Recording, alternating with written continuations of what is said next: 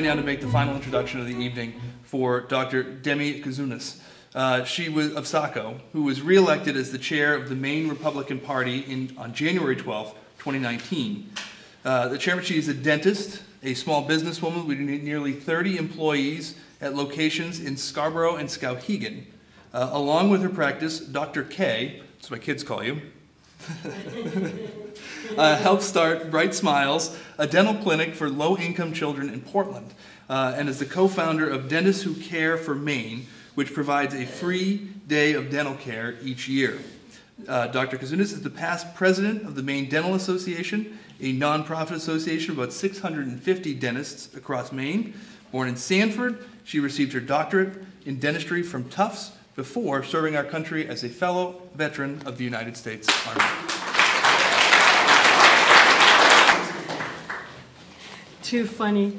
For the record, I just want to say that my husband is looking at Medicare now, and I will be 64 in January, so I totally get what you're saying. And then the other thing I want to say is my parents came from Greece. It's not as bad as Venezuela, but it's pretty bad. And if you go to Greece, and I get to go to Greece sometimes and visit my relatives, I can tell you that most of them have dentures, because that's what a socialist government does for health care. It finds the cheapest way to take care of its population. And that's what we really have to be careful of. So anyways, I want to thank you all for inviting me. This is a great event. 51 groups here sponsored. That's amazing. And the crowd is gigantic. I am very honored to be here, and I think that it goes to show what's happening, and the dangers of socialism is really apparent to all of us. We're all fearful. I know I am. And it threatens the fundamental rights of all Americans. And I've seen it firsthand. I think anybody that's traveled has seen it. If we question the turbulent times that we live in, just spend a few painful moments, like I did driving here, listening to the potential power grab that's happening with a witch hunt. And that is a power grab. And this is what the socialist government is doing. Yeah. Or potential socialist government, I was saying, but the groups that are trying to get that approved. Before I continue, I just wanted to tell you a little bit more what the Maine GOP is doing, because really that's what I'm here. We've had some fantastic speakers. I've learned so much, and thank you. And so I just wanted to, just because we're running out of time, I would rather just get into what Maine GOP is doing and what's happening in the state. So we and the Maine GOP also are here to stop socialism by electing conservative leaders across the state. There are Democrats running for president, and there are folks here in the state of Maine that are also looking to embrace socialism, and they need to be stopped. Yes.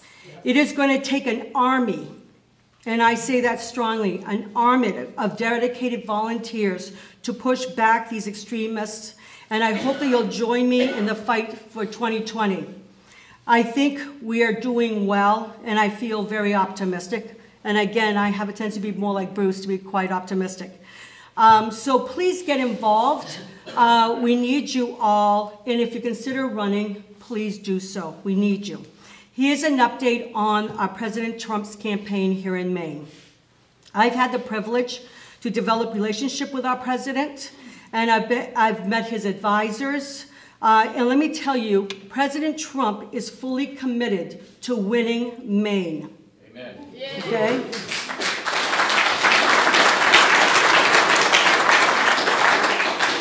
We are a targeted state. There are only 16 targeted states in the country, and Maine is one of them, and I'll tell you why. The reason that, and because of that, the Trump election team has decided it can turn the state red and would love at least 3 electoral college votes out of this state, and that's what it's looking to do. So why? Why are we a targeted state? Well, in 2016, when the president won and took one of our electoral college vote, with only $40,000 spent in this Maine, unlike New Hampshire, he spent $20 million, we came within 2.7 percentage point of delivering the state to Maine, to Trump. There were 54,500 people that voted for Trump, but did not then come back out to vote in 18 for Republicans. And he knows these numbers. Half of them are Republicans, but the other half are not. They're independent and Democrats. These 54,500 people are called disengagers. That's what the Trump election team is calling these folks. And they are vital to the 2020 election, and our president knows that. He is positive, our president is positive that if he comes here, comes to Maine, he will get these folks out to the polls, and he will ask them not only to vote for him, but to vote for all Republicans up and down the ticket. So expect to see our president coming to the state of Maine. Okay?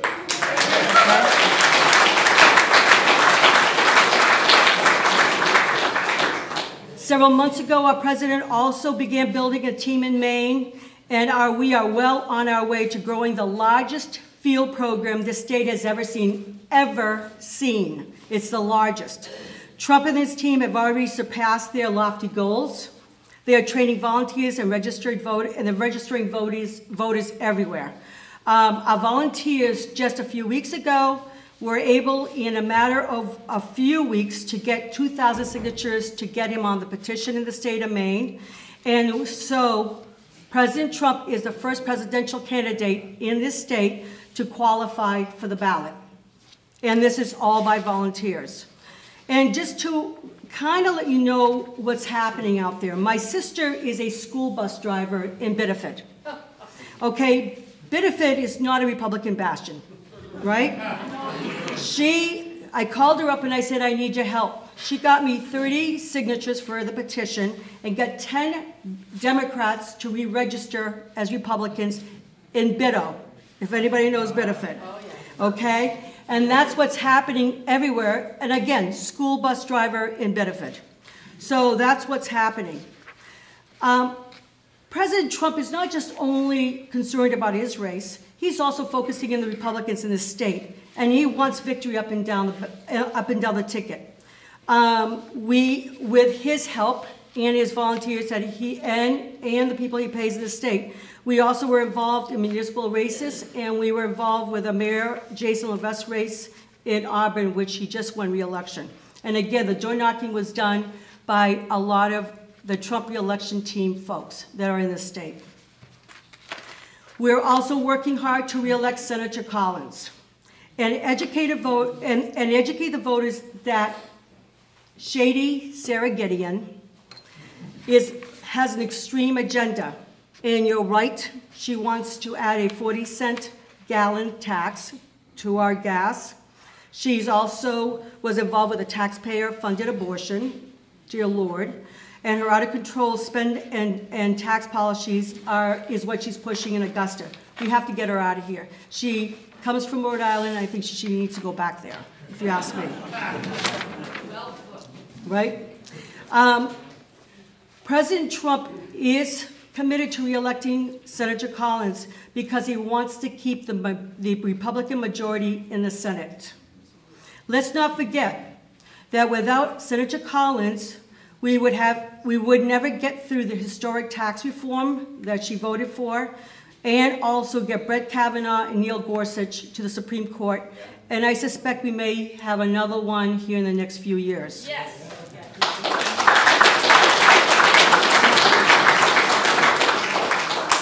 Senator Collins has President Trump's full support, and we need to do the same.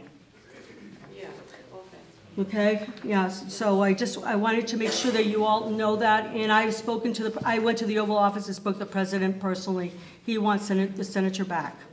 In addition to re-electing President Trump and Senator Collins, we're also fighting to unseat 2 congressional seats in this state. And we need to, let's be real, get Shelley Pingree and Jared Golden out.